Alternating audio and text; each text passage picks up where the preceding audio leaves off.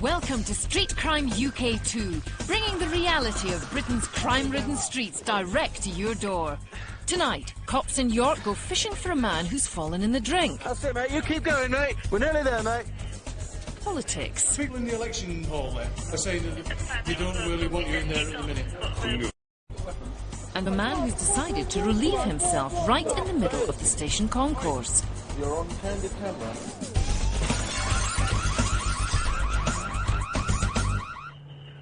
York, Friday night. Hysterical female we've got on the line who's claiming that she's been assaulted by an Asian gentleman at the filling station. Yeah, we're stage 6. Officers Sinclair and Hebblethwaite are called to a disturbance at a filling station. A distraught female customer has accused the manager of assault. Hang on. Can I know, speak but to he you? pushed me on the floor. Can I speak to you for a second? I went over to the counter to get speak over here. saved. Yeah. So he stuck one finger up to me. I said, where does it say you're closed? But the manager claims she was the aggressor. Both sides are now complaining to the police. So I've come to the counter and he said to me, he said, we're closed. I said, well... Who said that? The cashier? Him there, because he was on the phone. I said, well, why are you closed? So he's gone like that to me. So I've come out, I said, come out. Was he inside the, was he inside the shop? He's come out then, he's come over to me there by that bottle, spat in my face, gone back in, so I kicked that bottle of water over, so then he come back out and spat at me again.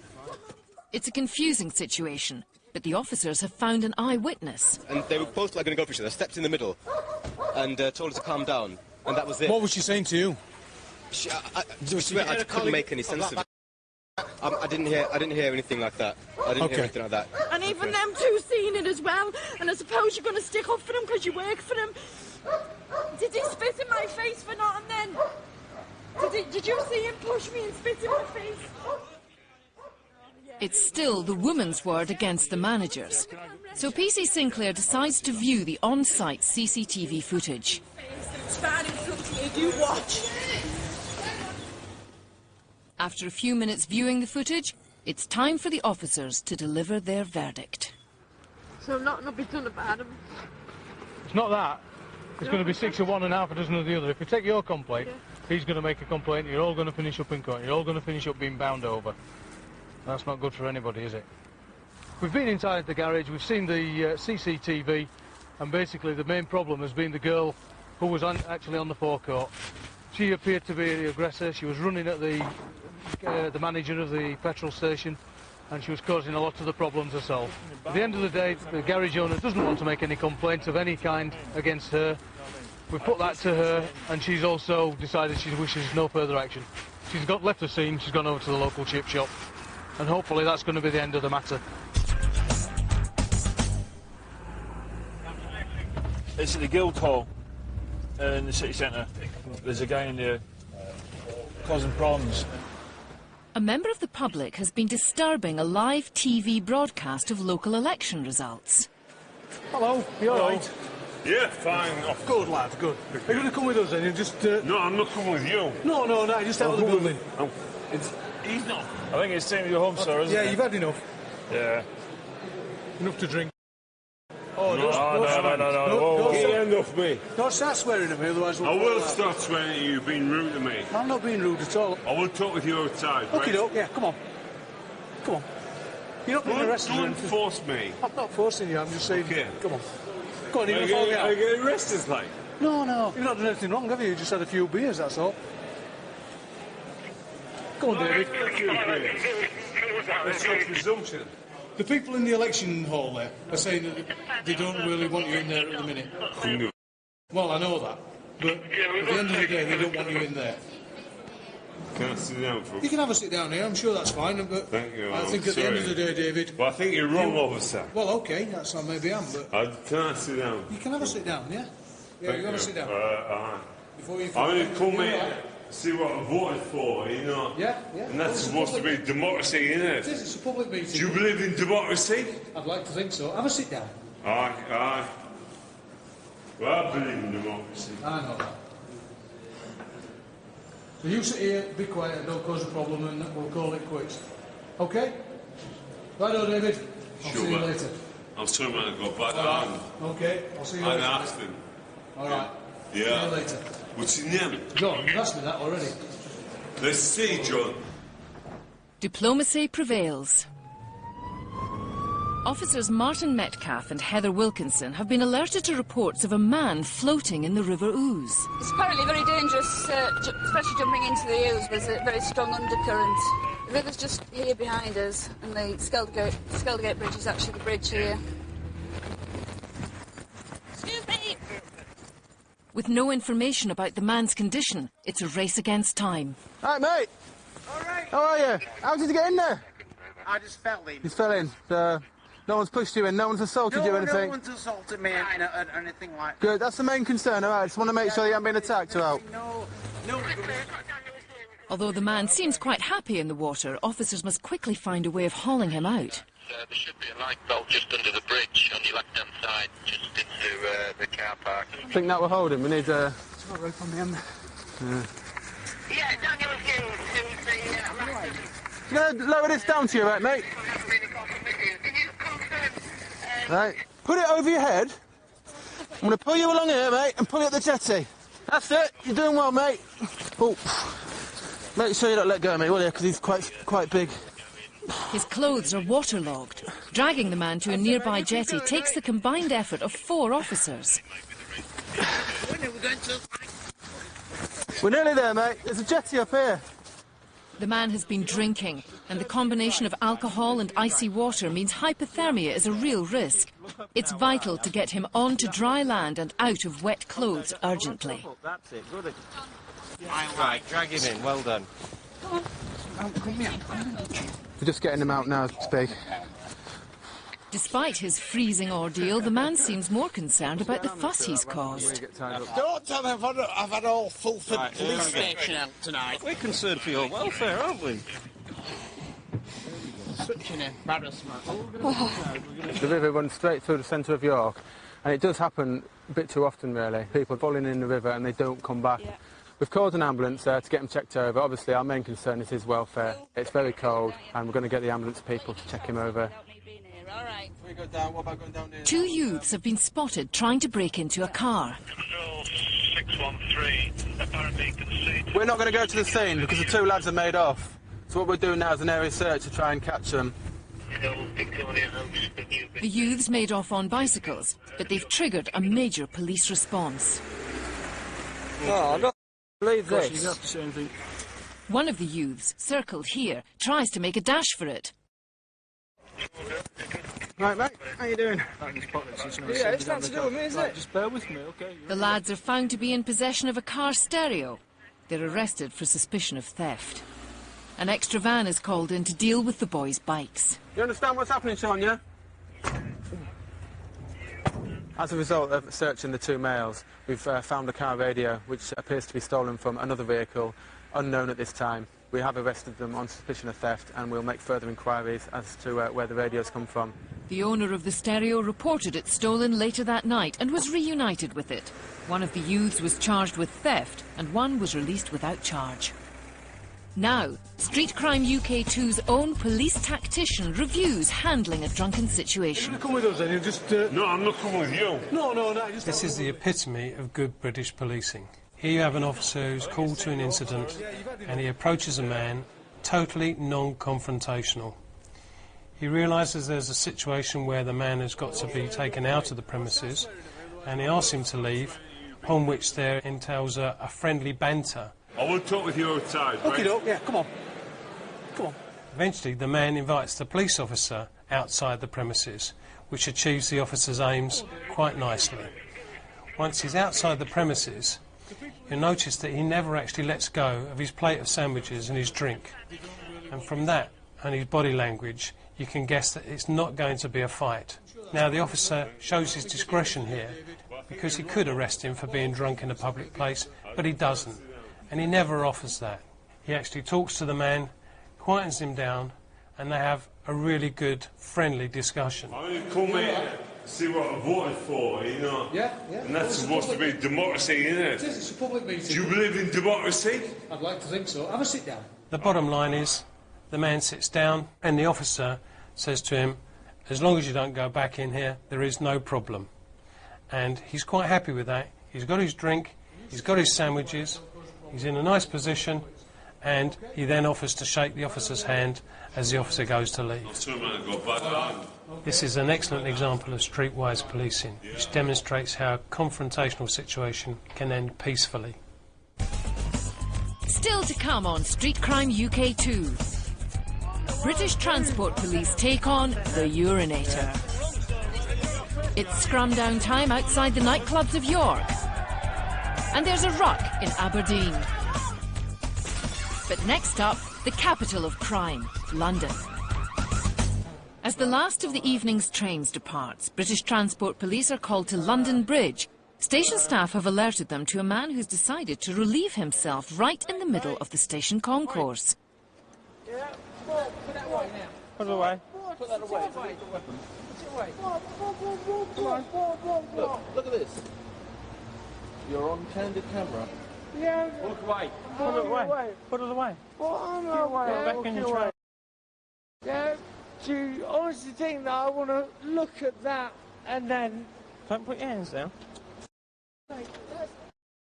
Hey, hey. The man is drunk and swears at the officers. Do you honestly think that I want to look at that? Put your hands down. Well, just behave yourself. Give me probably your details. Oh, okay? yeah, I do. I want to... What? What? He's not travelling home tonight, is he? What do I want to do? It's obvious what he's done, but the man still won't be reasoned with, so the officers are forced to arrest him. Calm down, calm down. Yeah, yeah. Yeah. You're under arrest for being drunken disorderly, alright? Yeah, I want to be definitely... Don't struggle. Yeah.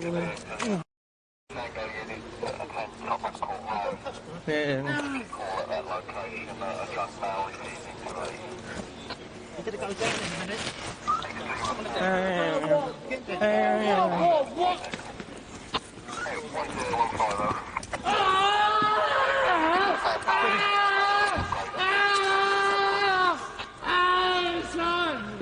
It's hurting me.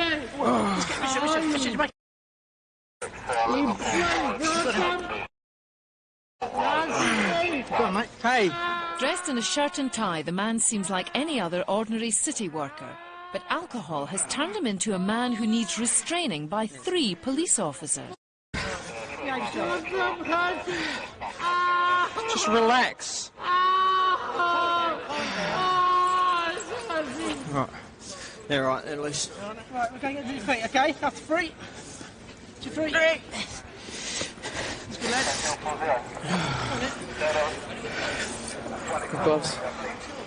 Ow. Yeah. What's... Behaviour after that, it's all there, okay? Hey, I'll see you back in a second. Yeah. You honestly have to go... Really? Thank you. Thank you.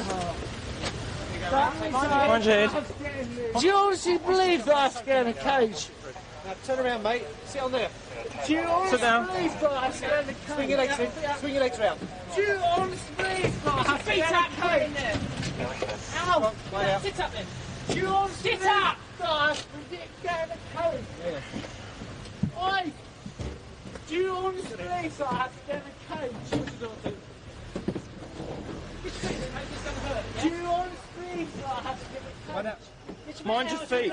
Move your feet. Even though the man is in the back of the van, he continues to resist by kicking out and preventing the door from closing. Move your feet, mate. It's going to hurt. I'm scared a cage. Yes. Just hold the door closed. So. Yes. Control. Good. Do you honestly believe that I'm scared of cage? No, wait. Wait, he's got him, Ian's got him. That makes us concerned. Get your bloody foot in there! Finally, the man is behind doors and in custody. He was later released without charge when he'd sobered up.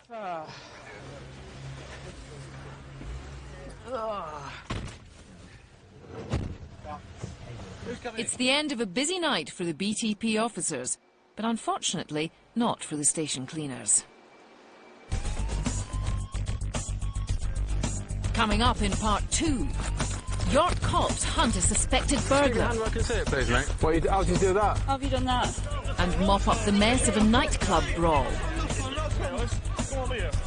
Plus, fighting by the docks in Aberdeen.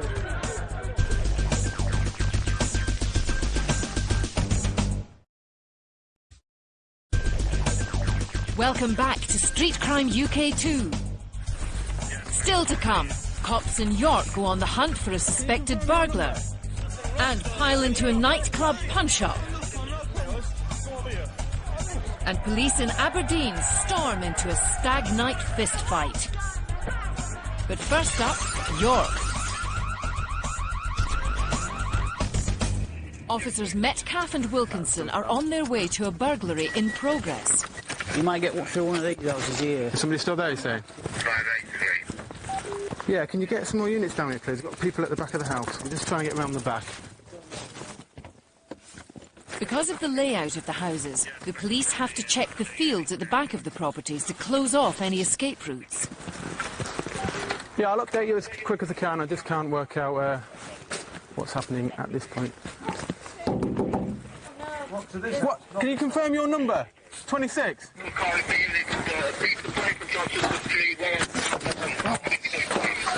Yeah, just what I had me out on, isn't it?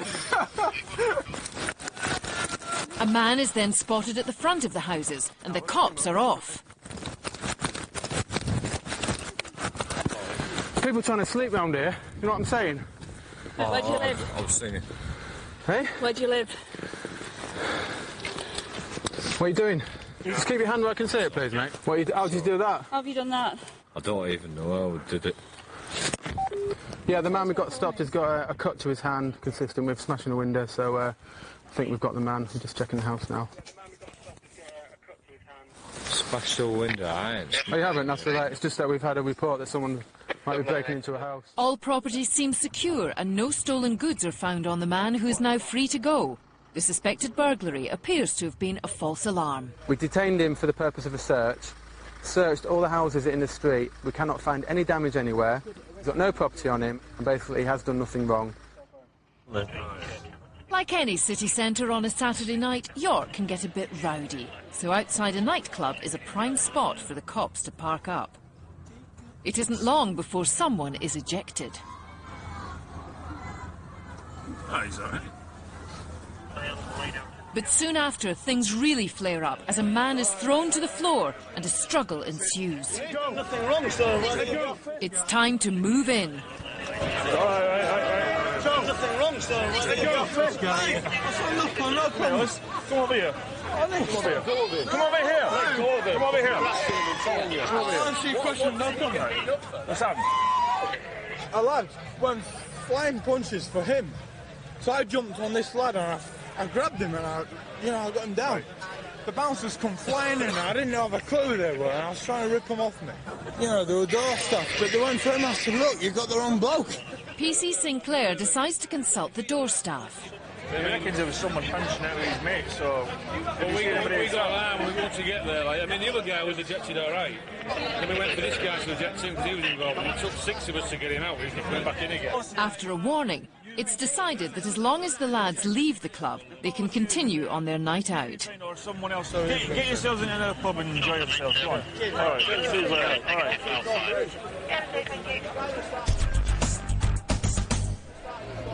Officers Sinclair and Dimberlin are in pursuit of a motorist they spotted travelling at excessive speed.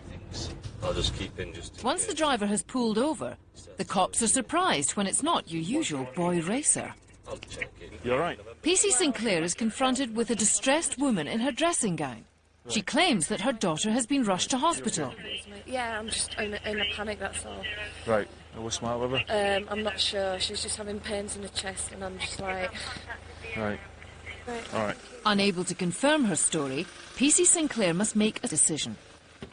He feels the priority is to escort the woman to York District Hospital and reunite her with her daughter. Only time will tell if it's the right choice. At the hospital, officers wait to get confirmation that the woman's daughter has been admitted. But PC Dimberland returns with some interesting news. Nothing. So she's not come in? Yeah, that's what I'm saying. As it's now apparent the woman made up her story, PC Sinclair decides to take action. Form a good tight seal around that tube, all right? I need you to blow into it. It needs to be a constant breath. One constant blow. If you don't do it, then we can arrest you for failing to provide a sample. All right, so it's in your own best interest. Okay. It's like blowing up a balloon. So when you're ready, get a good lungful of breath and then blow into the tube, all right? Keep going, keep going, keep going. No, you'll have to get a real good lungful, all right? And then when you're ready, just blow into it, all right? Keep going, keep going, keep going.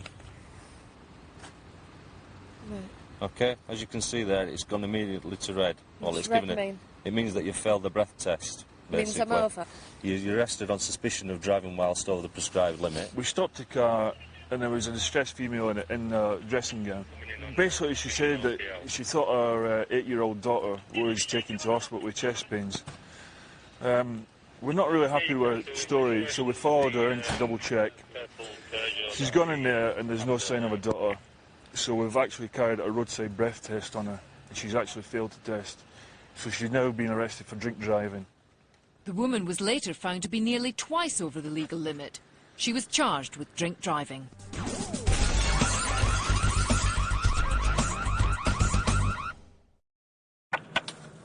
It's a summer Saturday night in Aberdeen. Police are patrolling the streets at pub kicking out time. A street fight has broken out in front of a pub on the dockside.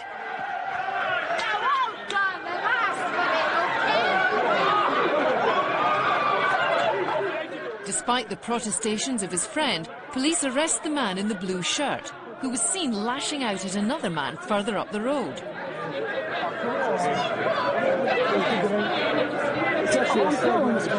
He went for the guy. Come on. Oh, he went for him, right? So why you He's saying that he can point in front of me. Can you point in front of me? Don't point in front of me. As the man in the blue shirt is led away, another friend pleads with the police. With bystanders continuing to intervene, the officers decide to take the man to the police station to prevent things from getting further out of hand. If you, I think the best thing you can do is go to the Queen Street and give a statement. Okay. The second man involved in the fight has also been caught and arrested. Police later found out that the two street fighters were in fact best man and groom on a stag night, and the wedding was only hours away. The two men were later released without charge. See you next time on Street Crime UK 2.